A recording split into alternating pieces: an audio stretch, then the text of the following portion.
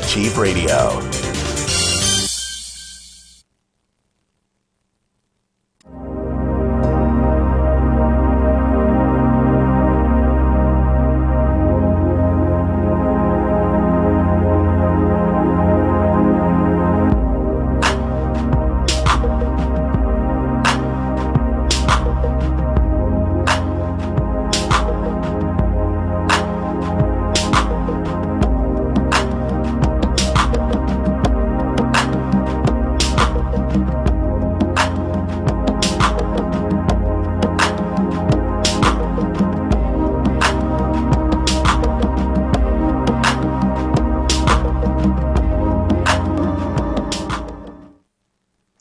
Hi, I'm Anne Marie, and thank you for joining me today. If you are listening at a different time on the archive page, welcome, welcome. And the number to call in today for a reading is 602 666 6027. That's 602 666 6027. And also, you can inquick your questions. Today, we are going to have a few intuition exercises, as well as we are going to look at readings if you should so have some fog going on within you that you can't find an answer to, a relationship question concerning yourself or someone else that seems to be feeling funny and you want to look at their feelings and intentions. Remember, this is your chance to get a free reading with me without having to pay anything. And of course, you won't get a full half hour or full 15 minutes, but on the other hand, you will get accuracy and you will get an in-depth, compassionate reading. So, did you, and I'm putting my little spongy thing there for the sounds. Um, if you were smart enough to be able to figure out the time change, then congratulations. Because I think it was halfway through my day before I figured it out. And mostly that just happens, um, well, not all the time. I'm getting better at it. But I'm just not one of those people that tunes in to time anyway. And when I forget, it's a very dangerous thing if you have scheduled readings and such. So now I'm back on track and I am good to go for the rest of the time change period. Are you reading symbols these days? What do I mean by that? Well, have you found yourself seeing things around you that you notice from the top of your mind, and then synchronistically they pile up until you have found that you were predicting all along something that was going to happen to you that day? I am a big symbol reader. Now, why is it that some psychics don't use tarot and other psychics do, or some other kind of tool? Well, really, first of all, I want to say, no matter what or who the reader is, if you watch Long Island Medium, you know that she will often say, please understand, the relative is not telling me things in a conversation to tell you. They come as symbols. They send her symbols. And she will interpret those symbols as she sees them come into her readings. In that same way as tarot or runes, if you have chosen a some kind of tool. Just as a carpenter uses a hammer, a drill, a blueprint to be able to design a house, so does, and please understand that without those tools, yes, that carpenter probably could create a wonderful, creative house. But most likely, he is going to need those tools to be able to turn his vision into reality. In that same way, tarot are symbols. When a person first starts using tarot, it's kind of like a kindergartner learning how to use the multiplication table or learning about different kinds of problems in numbers or letters. It's flashcards. When you first learn how to use tarot, it is like flashcards. You basically have to sit down and you have to memorize, and there will be books, and I learned how to use tarot in the 70s, and at that time, even then, was more like the original way of doing it than it is now.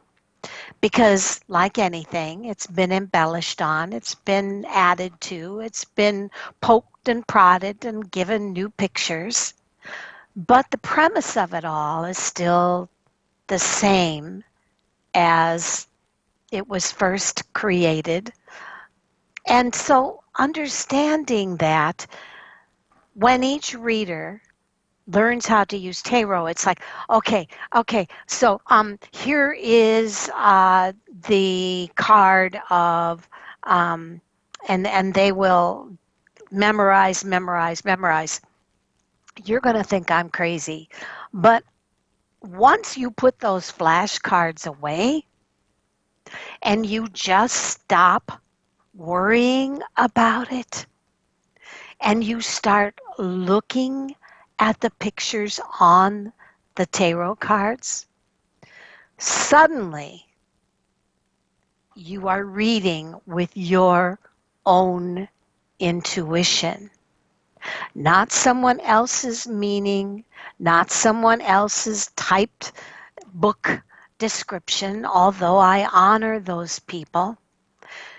There used to be a time when people had classes in which they certified in tarot, still, but they had to know the precise meanings of the cards.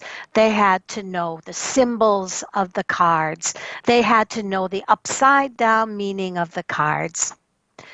And then you either had two directions. Okay, now you've certified, good for you.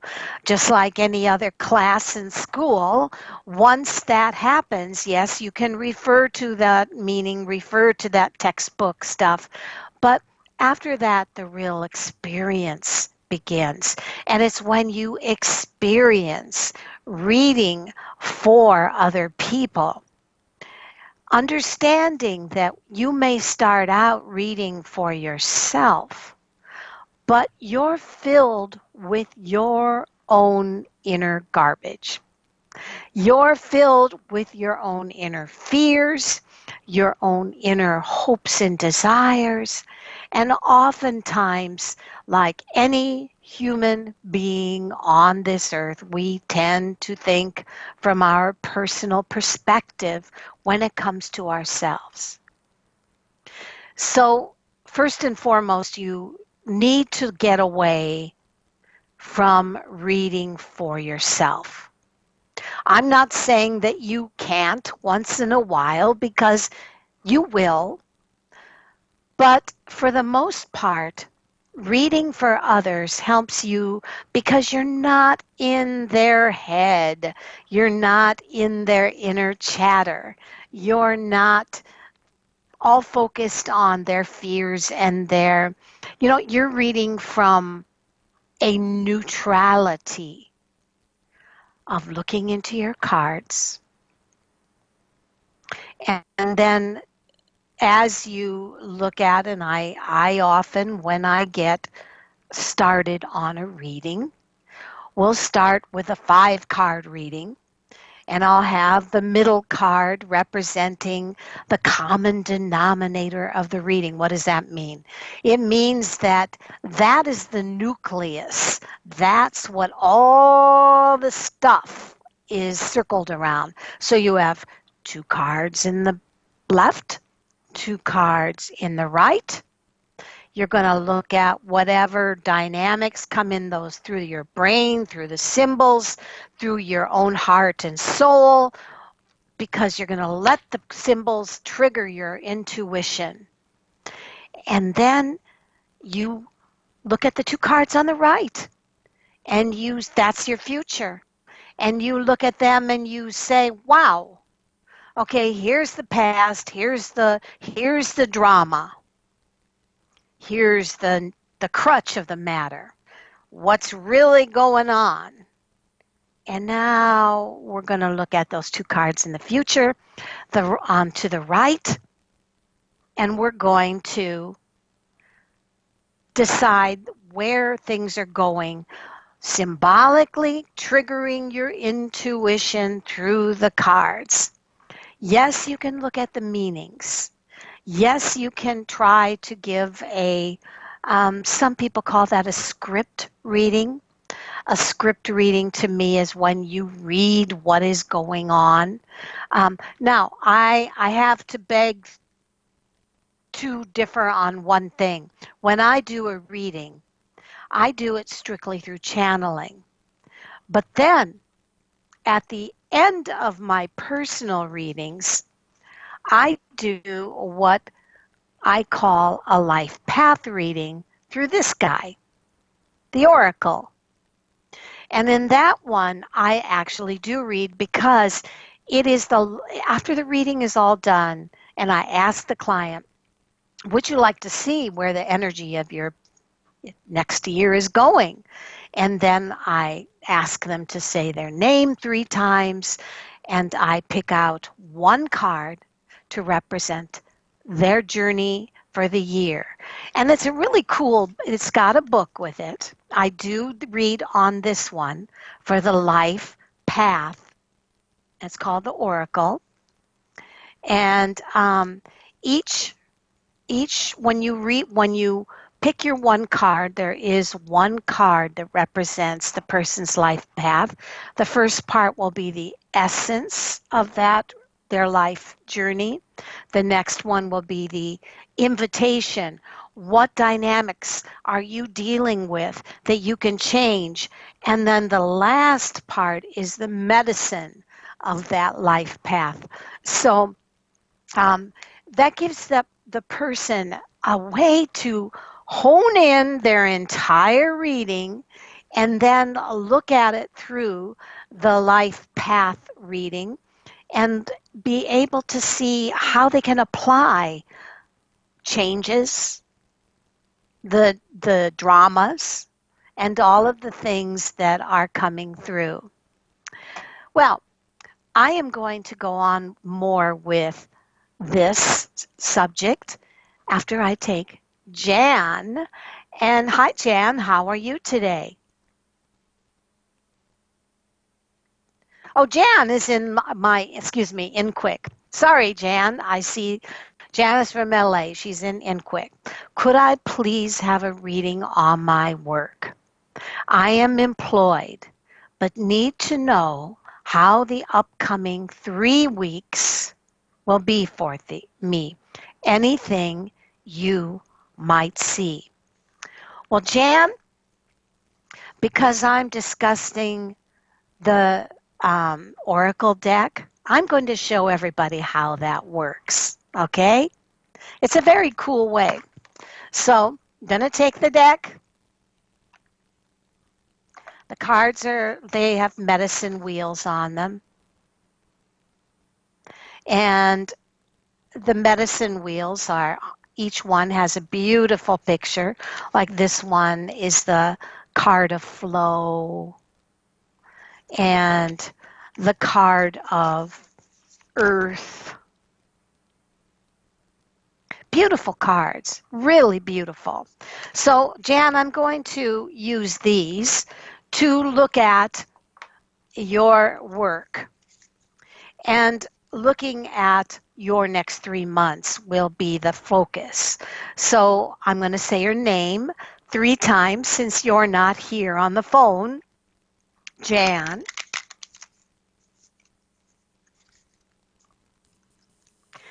Jan. Hello, John from New York. You're in the call room. I will go to you next. And Jan. So, Jan, here is the card that I pick up for you concerning your life journey. And it is the card of the ancient ones. The ancient ones. It has basically kind of an eagle, a spiritual eagle on it. Now I'm going to look at that. Actually, that would be the same as it's the number 1. So looking at the ancient ones, here is the essence of your work. The ancient ones are the shamans of old who defeated death and escaped from the tyranny of time. How do I apply that? Jan, I think you've been at this job long enough where you've seen it all. The ancient ones once walked the earth like us in flesh and bone. Now they reside in infinity and can counsel us after we say yes or no to our calling. How do I interpret that? Well, Jan, I'm going to say it's time for you to ask yourself, what do you want? And if you actually want it, are you going to allow it to happen, or are you going to get in the way of your own goal? The invitation of the ancient ones are inviting you to reach to the future, to help birth a new destiny for your year. Go ahead. Find out who you are becoming. If you accept the invitation, great power and blessings will come your way when you reach the goal that you desire. As long as you allow it to happen, you can craft how it happens instead of letting it just go boom because you didn't take the steps. Let's say, how do we interpret that? When we make a plan with life insurance, or when we make a plan with any kind of insurance, we are definitely crafting our future of an impending crash, an impending illness, an impending, whatever. So what your reading is saying, Jan, is you can craft the next 2 or 3 months towards the destiny that you want at this job, or you can wait for shit to hit the fan. The medicine, the ancient ones, beseech you to examine your attitudes and actions and be sure that they are of the highest integrity.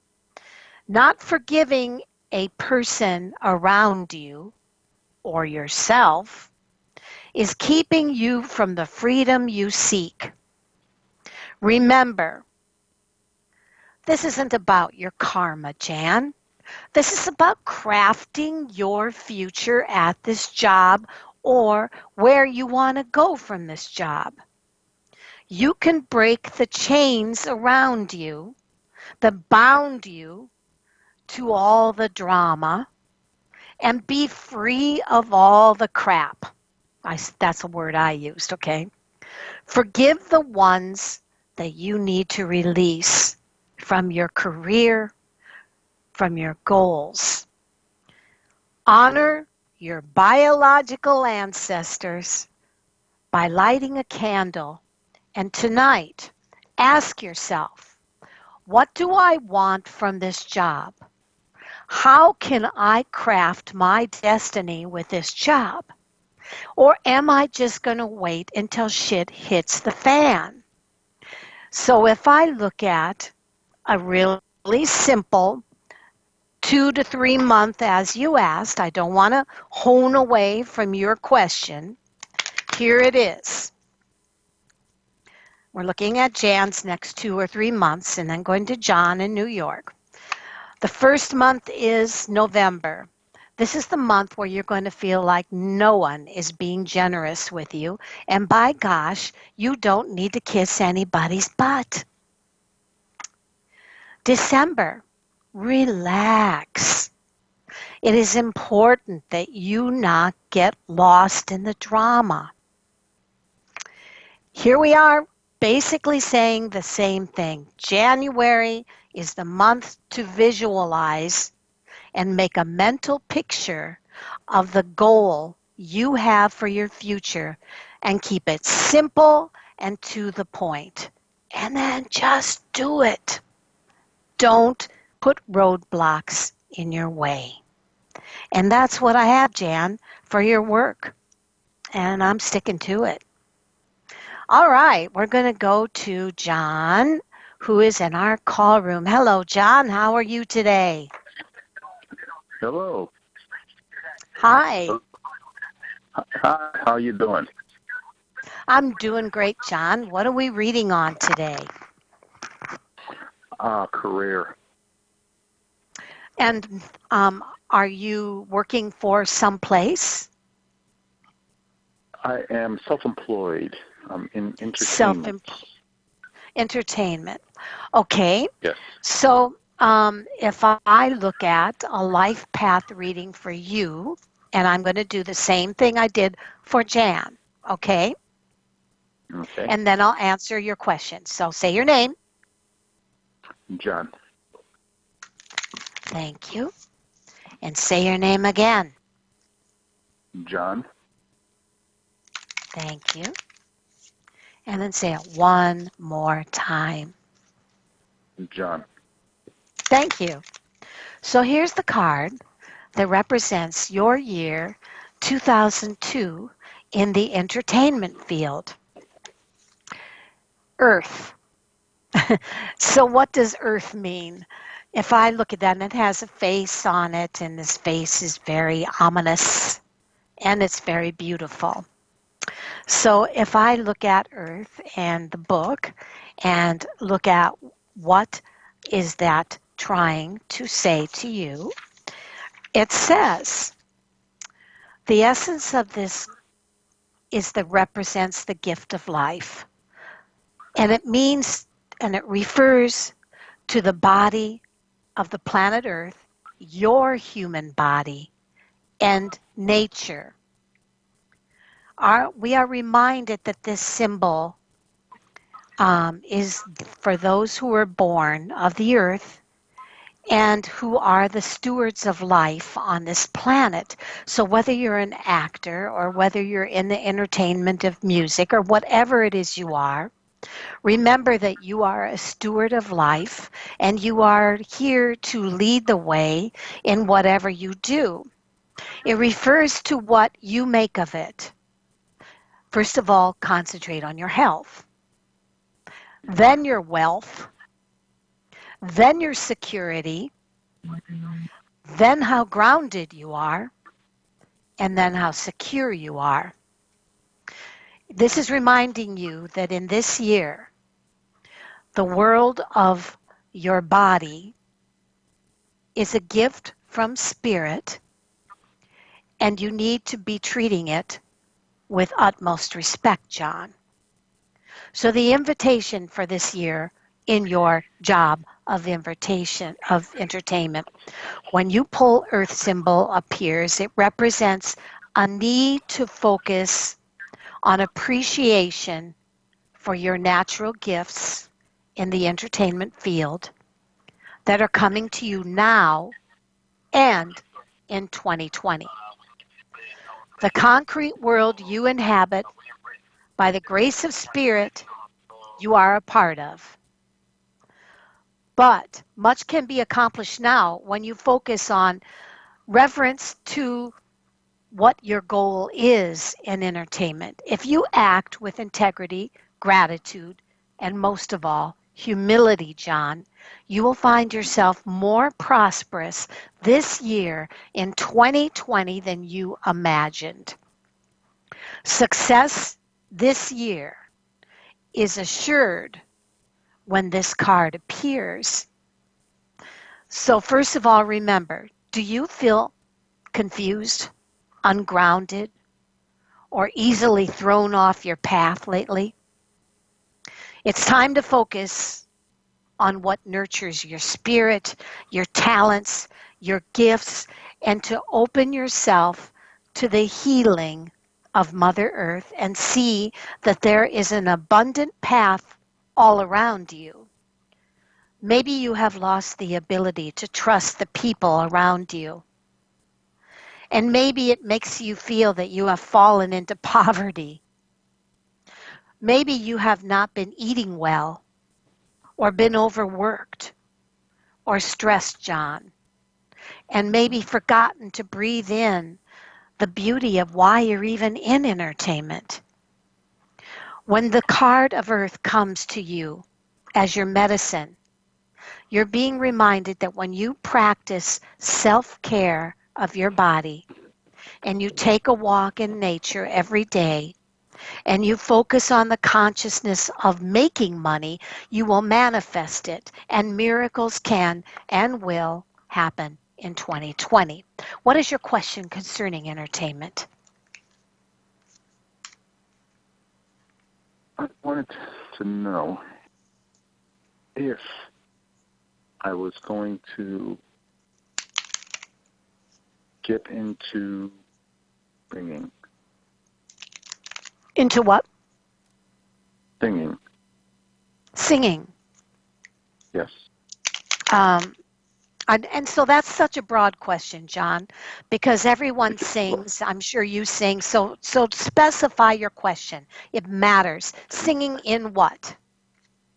Musical theater and opera. So will you be focusing and Yes. leading your path towards singing in musicals or opera in 2020? Yes. And if I look at that, John, it says the following. Absolutely. Here's the thing. It says a lot of this is kind of unraveling as we go, and you're still at the beginning stages. There's going to be a lot of crisis ahead of you or drama ahead of you that you have to break through to be able to get to the professionalism of the stage that you want, and understanding that you have to take baby steps. I don't know how many musicals you've done in um, the not, I don't want to say in the amateur world, but how many maybe None. lower scale. Okay, None. so you are 0. on a new beginning, right? Mm-hmm. And Yes. so what it's saying is, first of all, in the next 16 weeks, there may be a situation in which you will try out for something that is in a musical or, and I'm going to say musical, that is having major player problems. In other words, people aren't staying with it. People are leaving it. And they need somebody with permanence that will be able to stick around so that they can get this off the ground.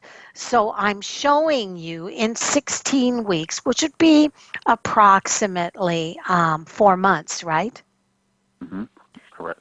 That you will find a musical production. I'm not saying big time fame. I'm saying that is going to need someone to try out that can be consistent and dependable so that they will be able to um, get this off the ground. And I feel that that is going to be your ticket to that first time experience. So search around you. Search around for, the musical productions that are Mm-hmm. looking for somebody to try out. I feel that you are going to find, again, 4 months is what comes up. And again, remember Okay. what your reading says. This is the Mother Earth card says, really take care of your body. Focus on taking care of your voice, making sure that your body matches the health of your voice so that you will not only be able to sound good, but look good.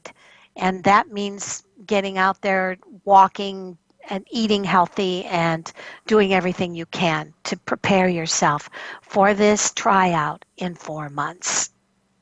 Okay? Okay. Okay. That, that's what I have. Okay. Sounds good. All right. Thanks so much, John. Thank you so much. Okay. Bye. Bye. All right. So that is how, again, that was the mystical shaman oracle cards. That is the only one that I read, but I follow that as usually with my reading, if I'm hired for a reading, which by the way, you can do by contacting me through the calling of light, and understand that you can expect you will have first to tell me your name. I will channel on your energy. I will channel on what I see around you in your life. I will look at what the hell did that mean after I just read on it. And then I will look at whatever questions that you have. And that is basically what you can expect with a reading with me. I am a full-time psychic advisor for Keen since 2001 and Best Psychics Directory. I have thousands of client reviews on Keen. I have 140 something on Best Psychics Directory. So understand that you're in very good hands. Now, I wanted to go into, again, what is very important when you start reading tarot is to understand that when you read, first I'm going to tell you when you read, and then I'm going to tell you how to get a reading. When you read for a client, you must empty your mind of your ego and inner clutter. And by doing this, I call it um, trying to focus on neutrality, on the inner voice within you, quieting it as you shuffle. And I do this 3 times. I say your first name, and then quieting the voice within, I shuffle. And I'll say your name again, and I quiet the voice inside me. Then I shuffle the cards, and then I break them into 3 piles, and I lay the cards down. Now you can do a 3-card reading, or you can do a 5-card reading. When you get into the more complex readings, then you go into 10 cards or however many that you want to do. Past life readings tend to get very detailed, but on the other hand, they're extremely fun. But you again have to practice quieting the inner voice within. When you want a reading for clarity, please understand that never come to a reading expecting what you're going to hear. You're coming for a reading to hear a perspective. knowing that that reader is telling you what they see, not what to do. If you ever have a psychic tell you that you have to do something, you need to run like hell. If you ever have a psychic that calls your house and makes up some cock and bull story about their perception of how you need them, you need to run like hell. That is not ethical. It is not proper. When you come for a reading, it's on your terms, but please remember, come with an open mind, knowing that you have to accept what you hear as a perspective. And so don't expect that 4 readers are all going to say the same thing, because each reader is like a diamond on a different facet of that diamond, seeing it at a different perspective.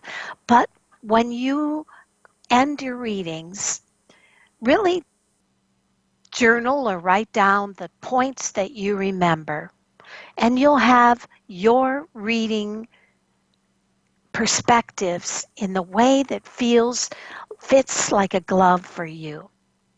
Okay, I want to thank Richard for being in the Quick Room. Again, the number to call, I have 16 minutes left. If you would like to have a voice phone reading that you can listen to on this video at any time, remember to call 602 666 6027, and you will have a reading from that will be recorded, but it will be recorded on Quick as well. Richard from Maine, very worried about my dad. He is in his 80s, and the other siblings are trying to send him to assisted living, but he is still healthy and coherent and does not want to go. I think Dad is okay, but I am outvoted. What do you see? I wish that I had your dad's first name, Richard, but I want to tell you that first and foremost, there is nothing wrong with assisted living. Assisted living is basically like retirement home. It is not the same as a nursing home. There are assisted living complexes where people come and do housework, and they basically keep an eye or do laundry for someone, but it is not a nursing home. There are also different levels of assisted living that can get very expensive depending on the quality of the apartment they live in. Many assisted living places have levels of being taken care of. For instance, if your dad, you say he's in his 80s, he could live in assisted living for another 20 years and only have someone to do his laundry or someone to do his cooking or bring in meals. That would not be the same as a nursing home. He may then go into a higher level of assisted living in his 90s when he feels more vulnerable, in which he would have more attention to his health. But that is not a nursing home either. Assisted living is basically like a retirement home. But it is not necessarily, there are different levels of retirement homes as well. So I'm looking at your dad. Here is what I have, and all I have is the name Dad because you have not given me his first name. And so his name is Donnie. Okay, looking at Donnie, Richard. And when I look at your dad, Donnie, here's what comes up on him.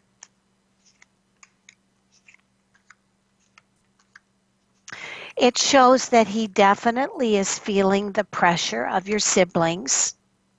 It shows definitely that he will probably go to assisted living.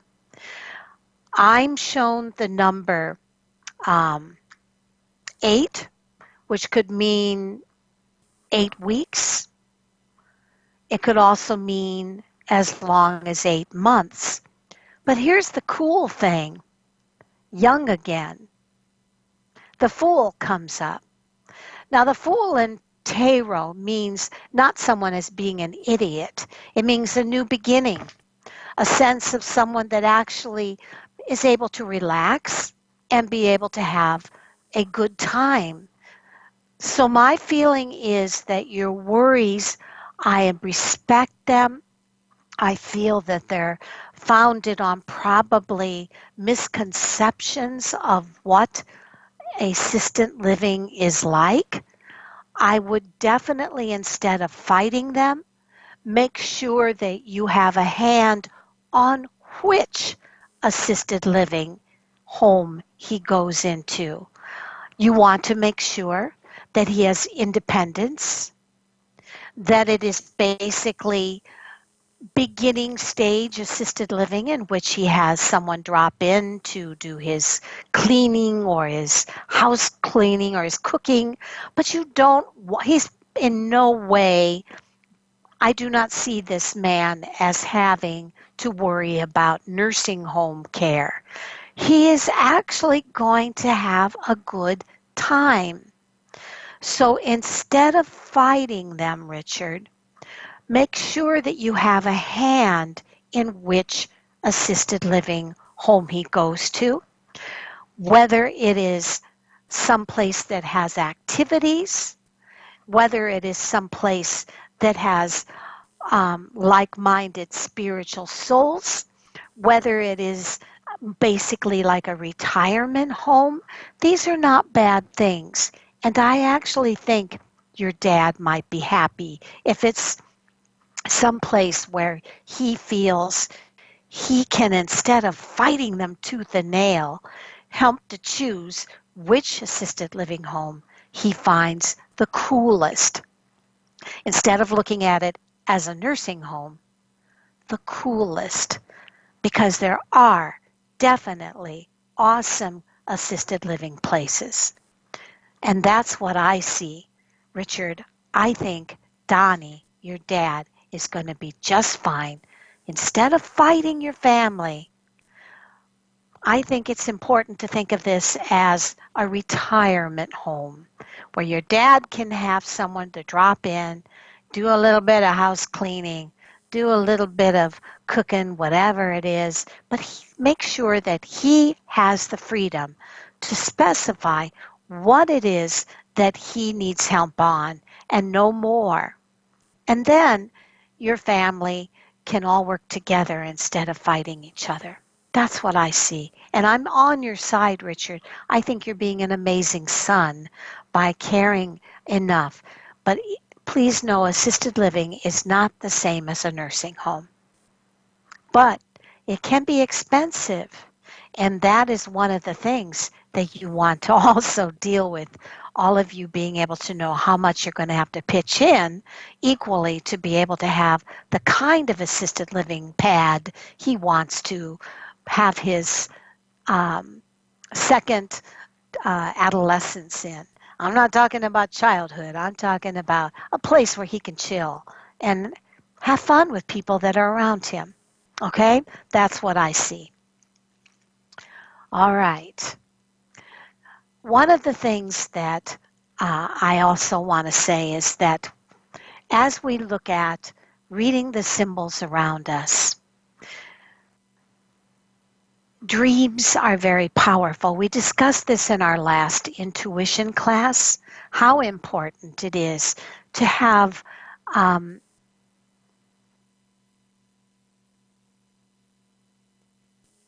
the other side. For goodness sake, stop waiting for bated breath for them to communicate with you. Honey, they are not going to have a conversation with you, maybe in a dream, but more likely, if they're connecting with you, it's going to be through symbols. It'll be through a location that you shared, a color that they love. It's going to be through some kind of childhood experience.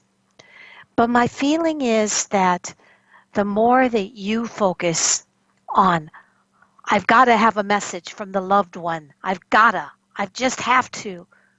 Guess what? You're trying to steer the boat.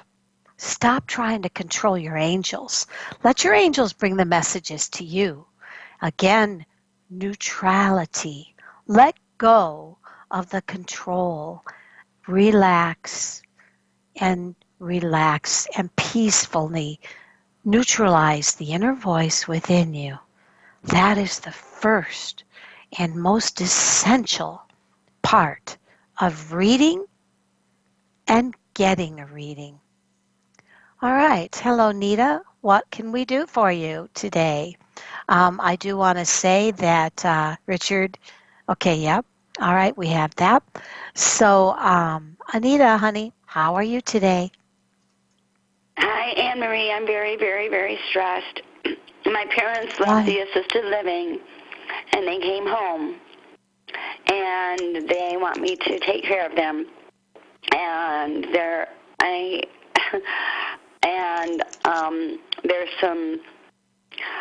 something going on between me and one of my brothers named Tom.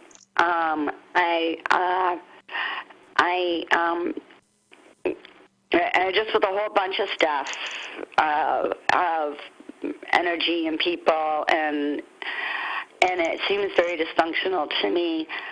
My brother Tommy, there's two vehicles that are titled are in my name. He said his first car was repossessed, and my dad said, give him the other one, he's my son. And I'm like, I have given a lot. I'm disabled. I've given a lot. And I said, and he asked my dad for the credit card. He's asking for this. He's asking for that. And I'm like observing this, and I'm thinking, no, this is let me handle this one, I don't know what the real truth is. I asked my brother to prove. I said, well, show me what you have in the information and what's going on, and my dad keeps on wanting him to switch vehicles, and I'm like, I just feel like I've been taken advantage of a long time, and so have my parents, and I don't feel comfortable with it. And the family, I have 5 brothers, 2 sisters, and it's like they're always coming against me. I don't know how to handle this. I don't know. Whatever comes up with you, can you please help me out with anything? So, Anita, if I look at... I want out of here. I don't even care what they give me. I'm not thinking right because I feel attacked. What? Okay. So, if I look at your brother and what comes through on him,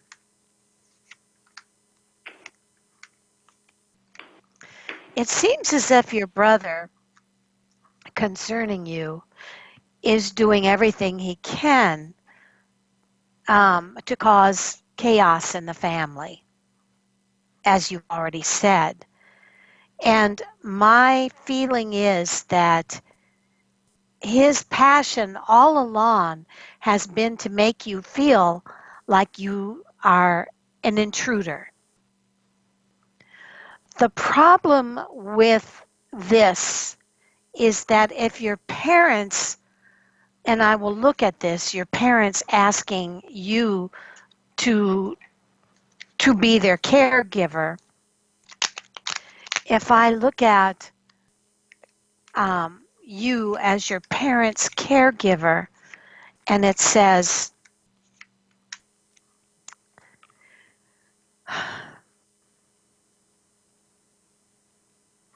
I feel that, is it your mother or your father that's asking for this?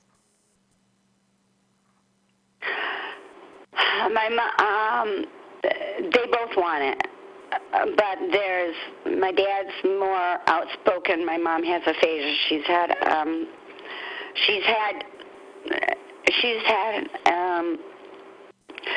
a couple strokes. She had a head injury. She has spinal stenosis, and it's my dad who won't allow her to get treatment. But they both want me to be here and live with them until they die. I don't know what else to say. I'm drained. Well, first of all, it sounds like if they come home, I just needed a break. Huh? Yeah. So if I look at,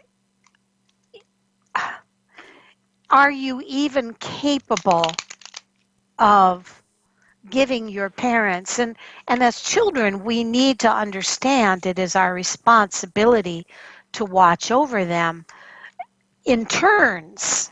You know, if you have siblings, and there is a sense that, yes, you can do this, but it would also say, until the first of the new year. At the first of the new year, there needs to be a rotation of your brother or somebody, but you need to specify to your parents that you are not capable of doing this by yourself. And most of all, are they financially set enough to be able to cover their the needs with you and their own needs? I really don't know. I have 5 brothers and 2 sisters, and they're actually all coming in now, but they come in for a couple hours. My sisters will come in and take things out of drawers and throw things away and stuff like that. And my parents just got out like about 2 weeks ago, so there's been a lot of changes real fast. Yeah. My feeling is your job between now and January or February is to help your parents to acclimate to a life at home and help them find a caregiver that can check in on them and be able to do the things that they would have done at assisted living, but also realizing that you are not willing, being one of many siblings, to do it all. They need to understand you will share the responsibilities, but you will stick with them as they get used to things. There's going to have to be probably an elimination, or as they call, I hate to call it, Swedish death cleaning. Swedish death cleaning is basically getting rid of all things in a household that are no longer needed, looked at, and have become just a part of the scenery and have no importance. Your job is to help them with that kind of cleaning until the first of the new year or February. At that time, you need to specify to your family you are leaving and that you need someone else to take over. Help them find a caregiver. Help them to do this, and you've done your part. Okay? Okay. I feel like I want to leave right now. Well, I feel that my family I've is got to go. against Bye-bye. me. It's Okay, the end bye. of the show. Bye, thanks. Bye, thank you.